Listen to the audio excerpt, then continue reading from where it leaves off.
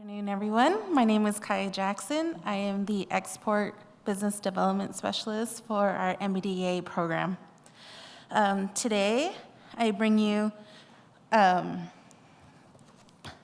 Carmela Mamas with the U.S. Department's Commerce Commercial Services New York Export Assistance Center, and Peter Tierney with the U.S. Commercial Service U.S. Commercial Service Export Assistance Center of Harlem. So come on up.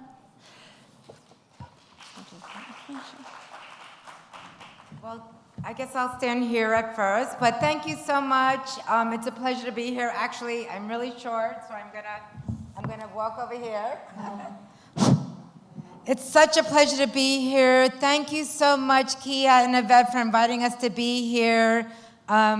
We really want to share the government's export resources, so we are here to help. And me and Pete, we represent the U.S. Department of Commerce's International Trade Administration, U.S. Commercial Service, and we are a U.S. federal agency that has we're considered the lead export promotion agency for the federal government. So our mission is to help U.S. companies who have a product or service that they're making to export to create more U.S. jobs. And our focus is small to medium-sized companies, and so that's why we're so thrilled to be here to help some of you or some of your clients.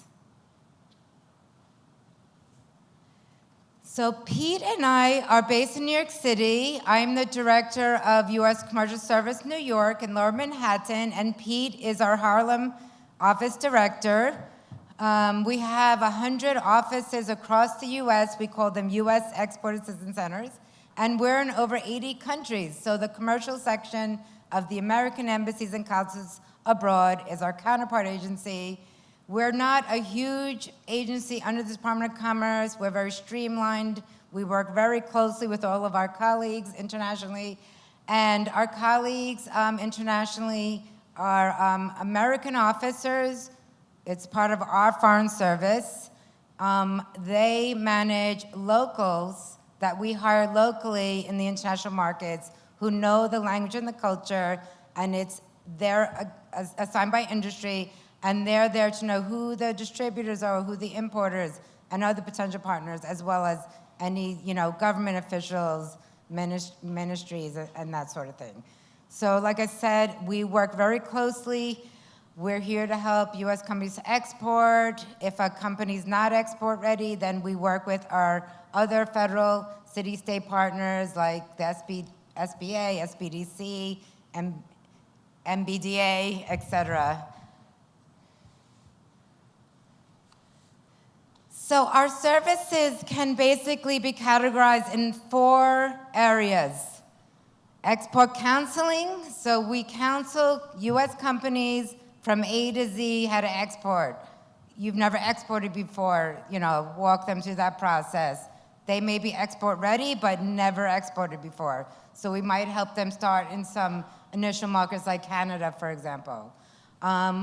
Just so you're aware, we also help foreign governments or promote not governments, foreign companies to invest in the U.S. That's part of our Select USA program, but for today's purpose, we will be focusing on helping U.S. companies to export. The other category is market intelligence. We have lots of free information that our colleagues internationally have written, available in our market repository on trade.gov. So there's lots of free market research information for U.S. companies to use to help them develop their international business plans after, obviously, they've developed their regular business plans. We have material to help U.S. companies develop their international business plans so that if they do need some working capital loan, they will have already done their homework and be able to tell a financial institution, for example, these are the countries we're going to export. This is why we might, we may have an order and need some working capital. So we have the tools that can help small companies develop their international marketing plan so that then they can gain access to the available financial resources, but also to help them be smart in which companies or which countries and companies that they're trying to export to. So small companies, medium companies, and even large companies need to do their homework and be very specific where they're going to be using their resources to engage in international trade. Then our next service category is matchmaking. That's our sweet spot. We can help U.S. companies find partners internationally, whether that be a distributor, importer, systems integrator, whatever it may be. Whatever we recommend to them is their best partner in the international market. Our sweet spot is matching them with the right partner. And we do that through customized matchmaking programs. So for example, we can pre-qualify potential partners for a U.S. company and either schedule in-person meetings with them if they decide to travel there, or in virtual meetings. So that is really one of our strongest programs. Then we offer commercial diplomacy, a lot of talk about contracting here and procurement. If a U.S. company is bidding on a foreign government project, well, two things. We have our advocacy center, so we could advocate for the U.S. company to win that government project. And then on the other hand, if there appears to be an action that seems to be unfair, we have our commercial diplomacy program as well. So those are our main categories of service. And this is me. I want to be quick because Pete's really going to get into the nuts and bolts of exporting. He joined us a couple years ago. He ran his own export management company for 25 years. So he's going to share nuts and bolts of exporting so that you all get a good idea if you're thinking about exporting. I'm just curious, how many of you are currently exporting or thinking about exporting? Great. Great. We like to see that. One thing I want to mention before I get off is that for those of you who do engage in U.S. federal contracting, my office in Lower Manhattan is very unique. We do counsel companies on UN procurement because UN is headquartered in New York City and we're based in New York City. So UN procurement, they buy a lot of stuff. So if you're interested in pursuing that, feel free to contact me. We do an annual UN procurement seminar in our Lower Manhattan Conference Center. So I wanted to throw that out as well. And then the other thing is, for those of you who are exporting or think about exporting and you're in the New York area, and for those of you who are dialing in and not in the New York area, if you're interested in learning of opportunities in Europe, we're doing a major conference on September 12th in Lower Manhattan called Discover Global Markets Europe Eurasia. We're bringing in several of our colleagues from Europe. We're also going to talk about e-commerce, how to sell to Europe via e-commerce, whether that be B2C or B2B. So at any rate, we have a major Europe conference. I'm happy to share that. And then Pete is organizing a export seminar in Harlem to really go over a lot more specifics on exporting for those of you who are in the New York metro area. For those of you who are dialing in through the virtual, we are going to have these Discover Global Market Europe events in 7 cities across the US. So I'm also happy to share that with you. You'll receive my contact details here or as a follow-up. But I just want to be quick to give Pete enough time, but does anyone have any questions on what I just talked about? I hope I wasn't too fast. Yes?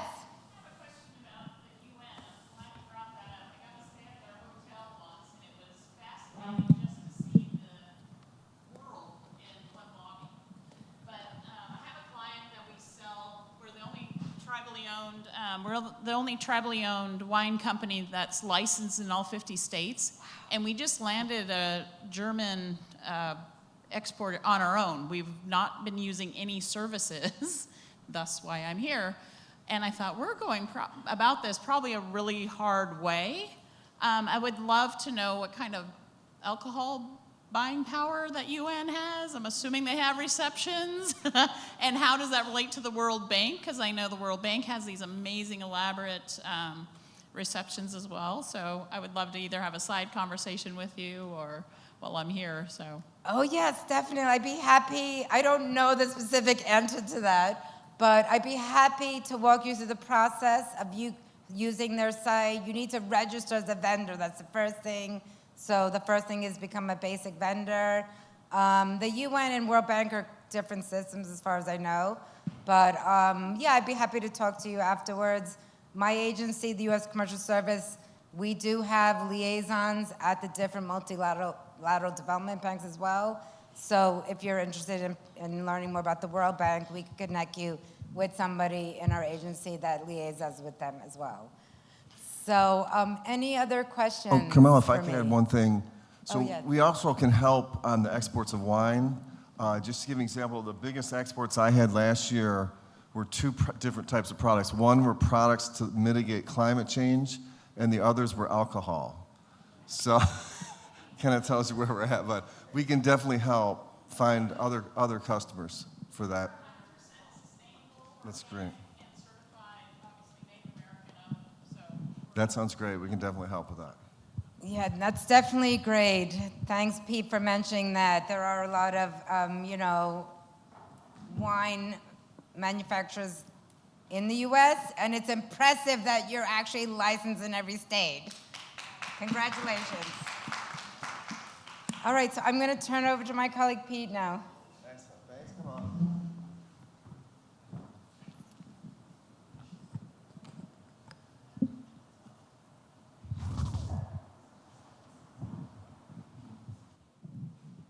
You're going to queue up the other one? Okay. While he gets that queued up, so I just want to, it's all ready? Yeah, there should be. Yeah.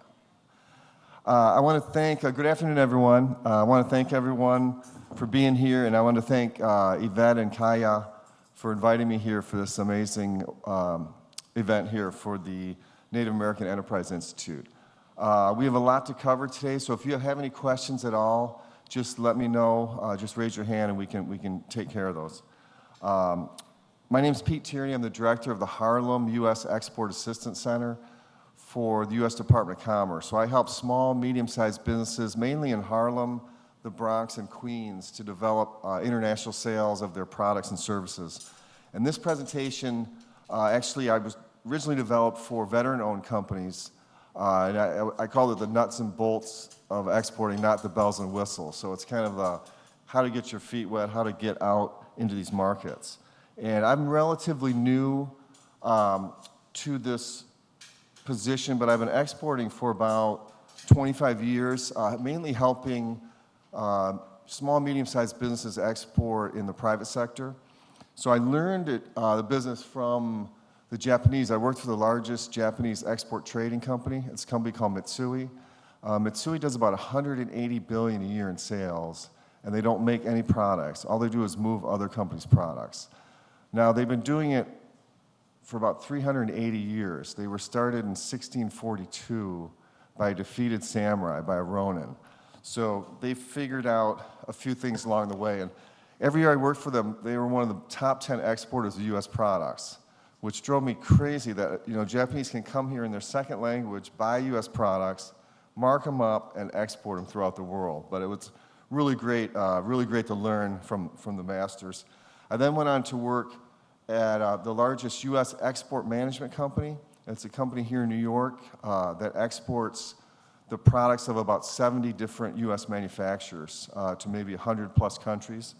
So I was all over Asia, everywhere from China down to New Zealand, exporting U.S. products throughout those markets. So I've actually exported semiconductors made in Fremont, California to Novosibirsk, Siberia, wood chippers made in Fargo, North Dakota, to Wuhan, China, back before, when no one knew what Wuhan was. And one of my favorite, or I used to also, solar electronics made in Plano, Texas, to Mexico under USMCA duty-free. And one of my favorite, I used to export US-made mouse traps made in Lititz, Pennsylvania, to Beijing, and they used them in Mao Zedong's mausoleum. So, I mean, you wonder why would the Chinese use US-made mouse traps? Because US-made mouse traps catch the mouse. And Mao doesn't like mice, even though he's been dead for like 60 years. So they spent a little bit extra for that. So Carmela talked a little bit about the presence we have. Before we get started, I already thanked Yvette and Kyia for inviting me today, but I also want to thank all the Native Americans that are here today and who are logged in. I want to thank you for your culture and belief systems. I mean, I think we see with what's happening with the environment that there's a lot to learn with how your culture's treated the earth and the environment and stewardship of the environment.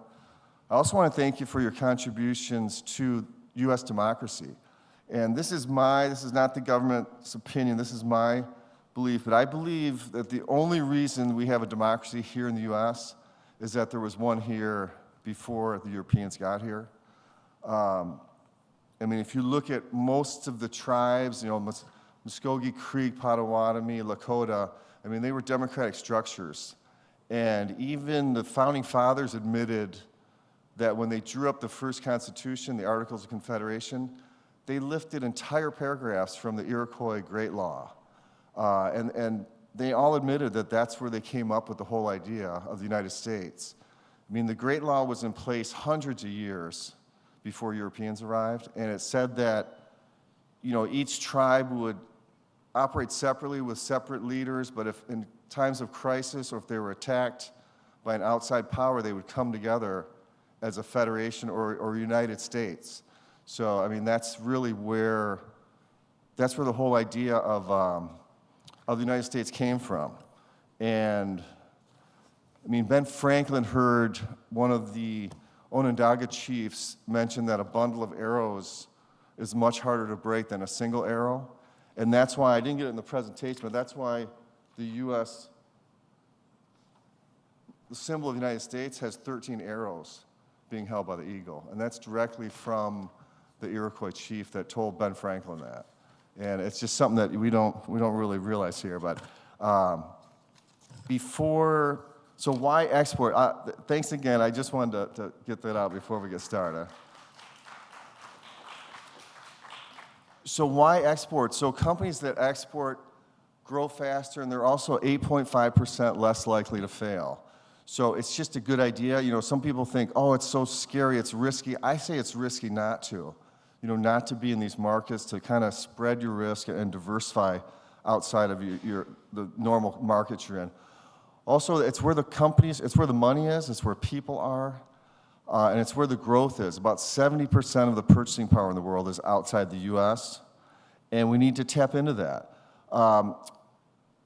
There's advantages to made in the USA. I mean, we don't really see that as much here. But overseas, people still look at U.S. products, the engineering, the support, the after-sales service. So there's still something to be said for that. Also, honest, ethical business dealing. I mean, when a company's tying up with you internationally, they're not necessarily buying a product, they're buying they're buying your company, right? They're partnering with you to, again, resell your product or service and make money long term. So there's something to be said about being able to trust, and work with companies that are honest. I mean, I know I used to work with a company in Australia that negotiated an exclusive contract with a Chinese manufacturer of generators, like portable generators. He spent 3 weeks in China negotiating, and he was Australian. He didn't like Chinese food, so it was really hard for him. He didn't have his curry lamb for 3 weeks. And he gets back in a week, 2 weeks later, his competitor has the same generator out in front of his plant. So he throws a fit. He calls the CEO in China and says, wait a minute, we spent 3 weeks negotiating this. What's going on? And the CEO said, oh, his is blue.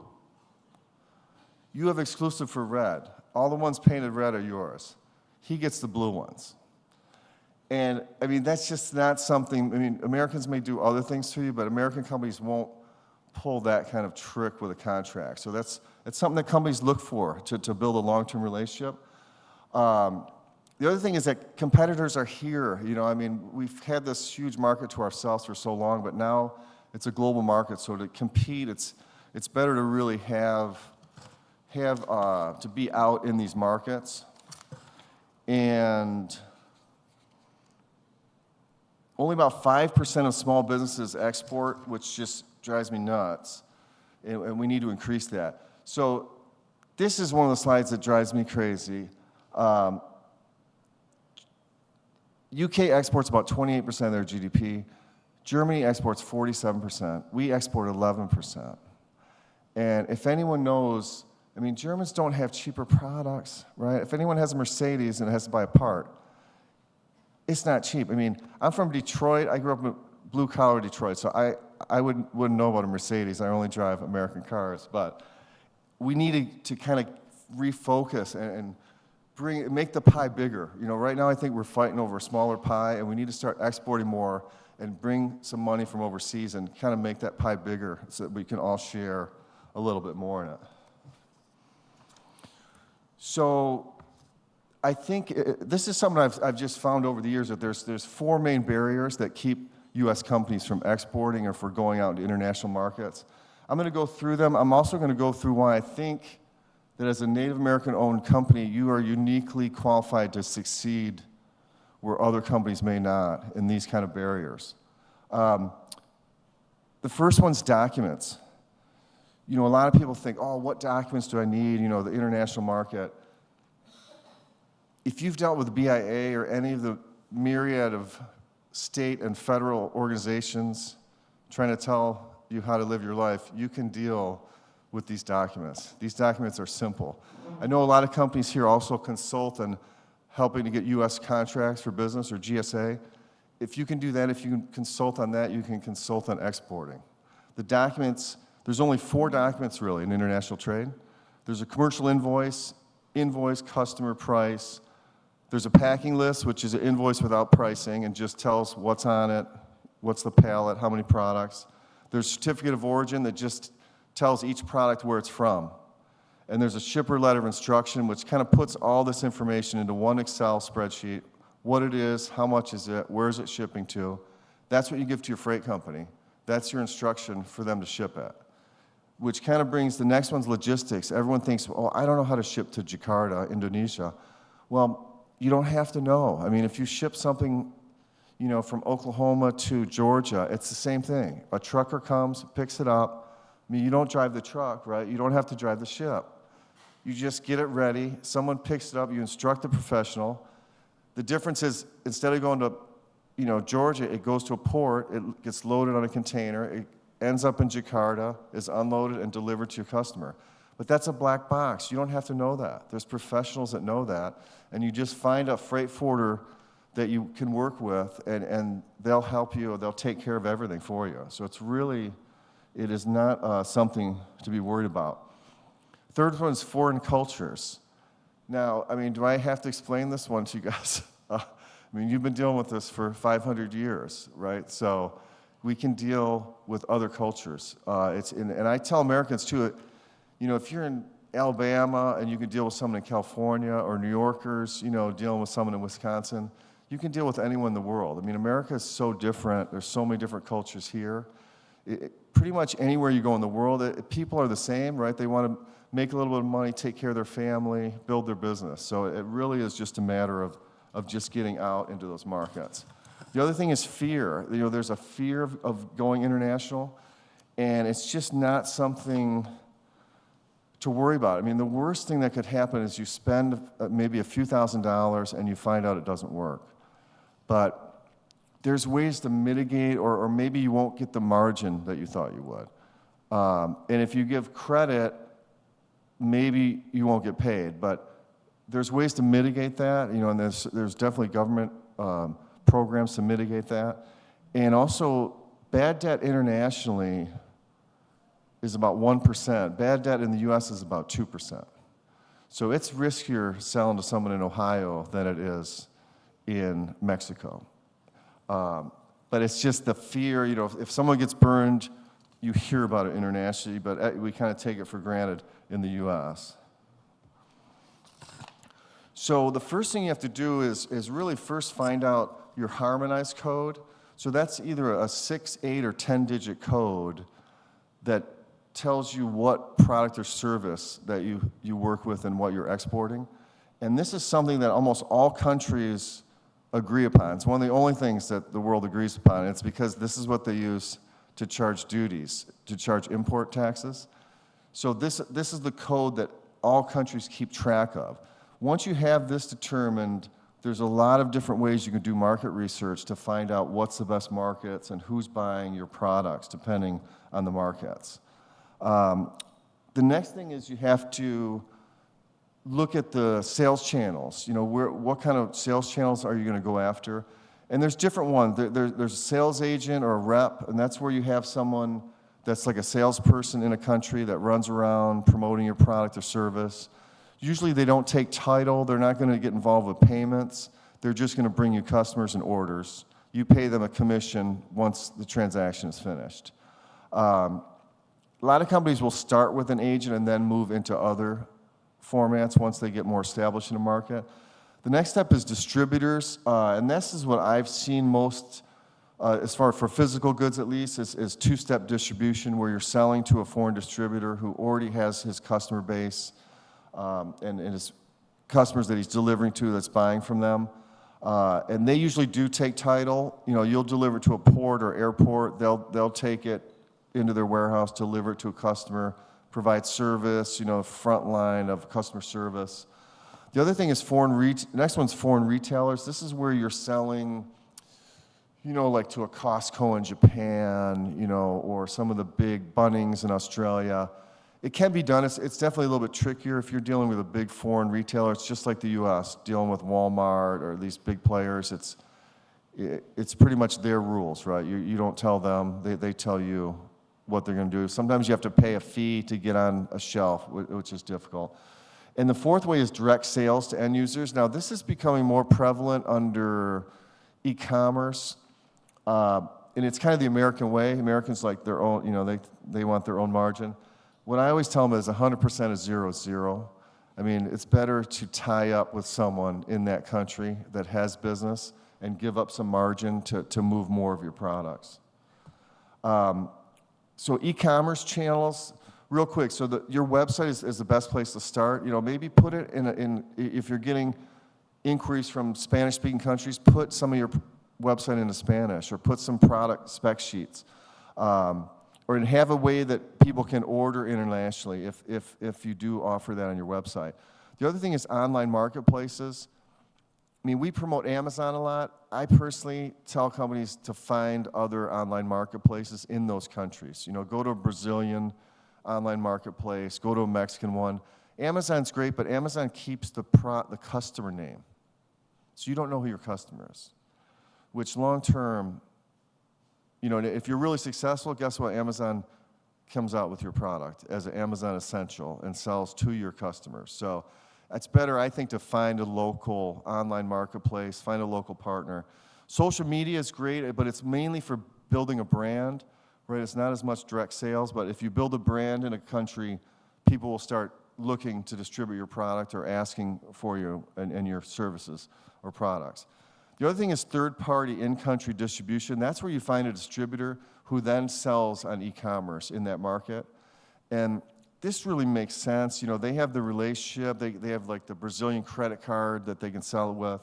And to give you an example, I'm working with a vegan pasta sauce company right now, and if they sell directly by UPS to a company in the UK, the jar of sauce is $8. It's $8 to ship it if it's express mail.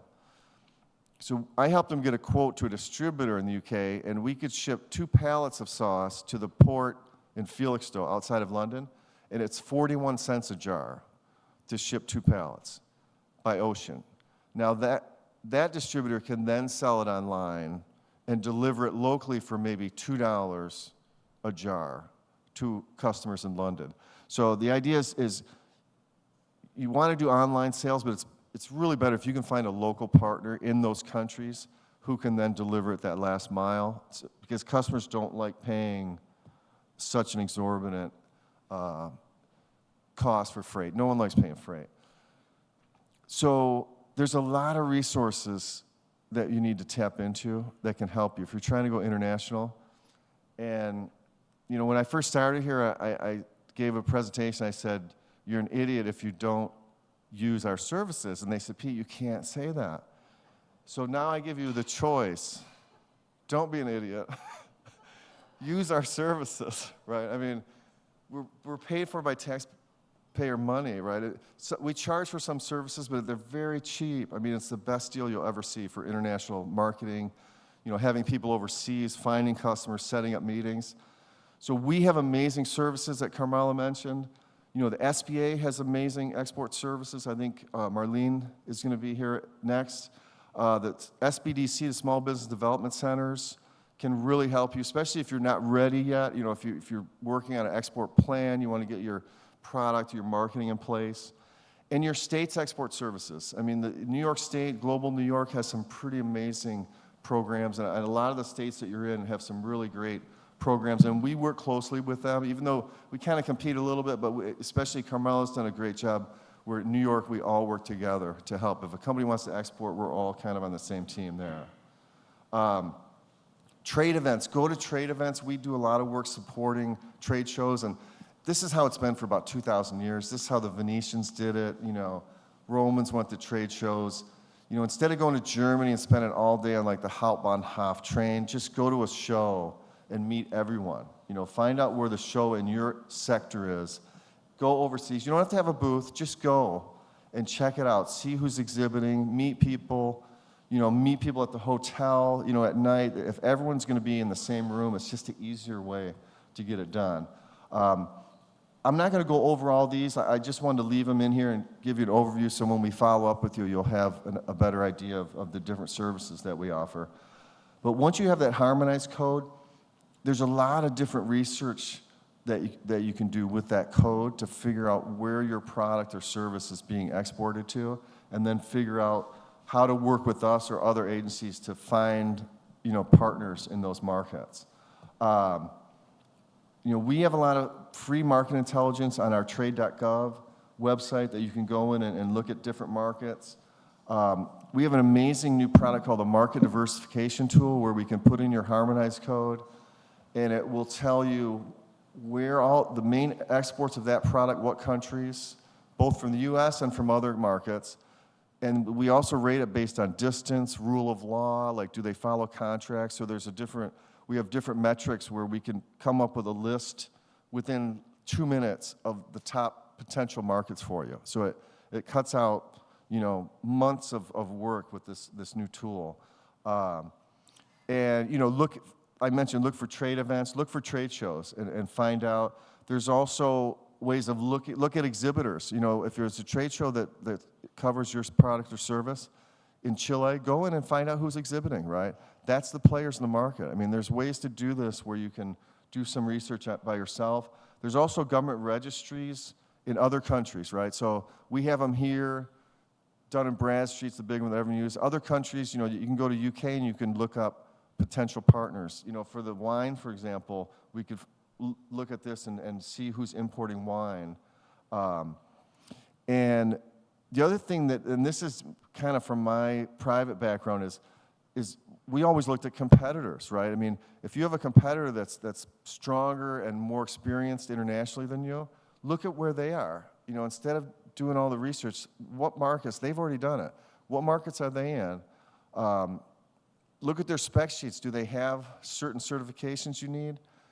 Sometimes they're nice enough to list their distributors. You know, you can pick up the phone and call them, and you never know when an international distributor is not happy with their partner, right? You can catch them having a bad day, and they think, you know what, let me switch, let me try a different company. Now, preferably go after German or Japanese competitors, not American, but also press releases. Look at press releases to get names of people in those companies.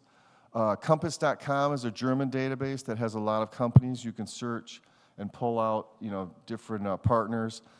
There's also new database companies that track the actual shipments of products. So there's there's like Penjiva or data mine, where you can go in using your harmonized code, that's your key, and you can find out where the products are moving. And you can even find out who's buying them. Now, some of these are expensive, but sometimes your public library, and if you're in New York, the New York Public Library is amazing. They have amazing databases. I had a company exporting semiconductors, and they wanted to find buyers in Mexico during the whole supply chain nightmare during COVID. And I went to the public library, and we got a list of the top 2,000 importers of semiconductors in Mexico. And within 2 weeks, they had developed 2 export sales from that list. I mean, it's the actual buyers. It's not someone sitting, in their mom's basement at a computer. These are the actual importers that are tracked by these databases. Also, buy data. If you have to spend a few $100s, buy a list of potential buyers from overseas. So I'm big on using data, and trade show, people that visit trade shows are always a good one. So target countries. So, yeah, how we doing? Is it time? Well, 2 minutes we can take some questions. Okay. Let me just see what we have here. Okay. Let me just tie it real quick. Find a freight forwarder that can help you, right? Someone that you can rely on. I even tell people, pay them extra, pay them 10% extra. Tell them, if the shipment's 1,000, I'll give you 1,100 if you help me with the documents. Just so you have a partner going forward. This is the last thing I'll talk about. We'll go to questions. This is something I call the Burger King strategy. This is where, McDonald's spends all this money analyzing, location, wages, traffic, till they figure out where to put a McDonald's, and then 2 months later, Burger King announces they're opening a Burger King right next to it. So I say do the same thing. If you have a competitor that you're looking at that's more successful, look at what they're doing. Piggyback off the work they've done, and find out what markets you need to be in and how to get there. And this is the last thing, we'll go to questions. So this is 5 attributes I found. At some point, you have to jump on a plane, right? If you have a partner overseas, at some point, and you're going to make that money back if you pick the right person. So I jump on a plane, I go there, and you meet, and you want to look for, and these seem so simple, but one, do they have salespeople? And you'd be surprised how many companies it's like the CEO and her son, that's it. It's not, they don't have salespeople. You want to make sure they have people that are actually pushing your product. You want to make sure they have a warehouse. They don't have to own a warehouse, but they need to at least have some product in a warehouse. You don't want them to use you as a warehouse internationally. It doesn't work, like shipping 5 units at a time. You want to make sure they're buying enough quantity to store it and ship it. The other thing, are they giving credit? Are they giving credit lines? Because international, the shipping, everything takes time. So if they're giving credit, you're going to move more products. You want to make sure that's happening. Also, and this is counterintuitive, you want them to have a breadth of products. A lot of companies think, well, this company's just going to sell my product. Well, guess what? They're not. You're better off with someone who has a bunch of products, even competing products. I've found they'll sell more just because they have customers. If they have a bunch of products, it means they have a bunch of customers. So if you can piggyback off them, it's going to be better.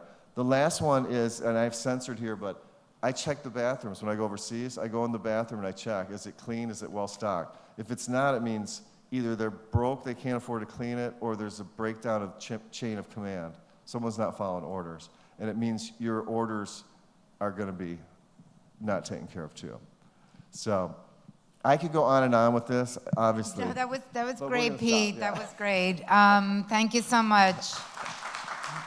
So while Pete's sitting down, we have just 3 or 4 minutes to answer any questions. I wanted to mention that our office in Lower Manhattan is co-located with the regional office of the Export-Import Bank of the United States, and we also have a SBA regional trade finance manager co-located with us, and that's to provide a one-stop shop for U.S. exporters, from marketing support to trade finance.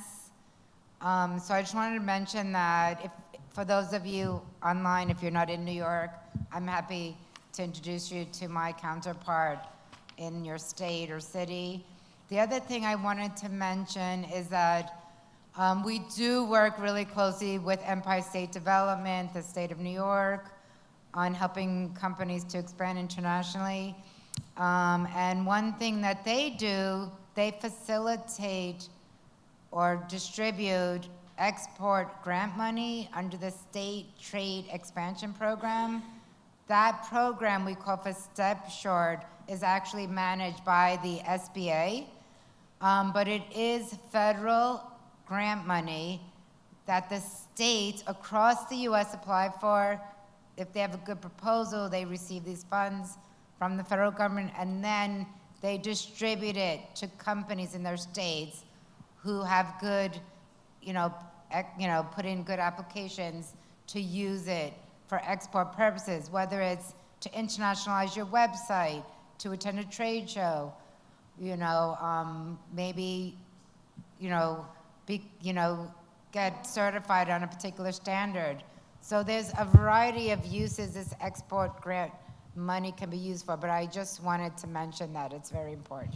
So in New York, you can get up to 70% back, right? If you translate your website, if you go overseas, flights, hotel, if you apply ahead of time and save your receipts when you get back, you submit it, and you can get a check back from the state of New York for up to 70% of that But cost. there is a cap.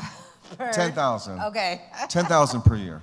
Right. But still, that doesn't happen often, get a check back. Yes, yes. Does anyone have any questions? I think Pete was very thorough. Yes, so, yes. You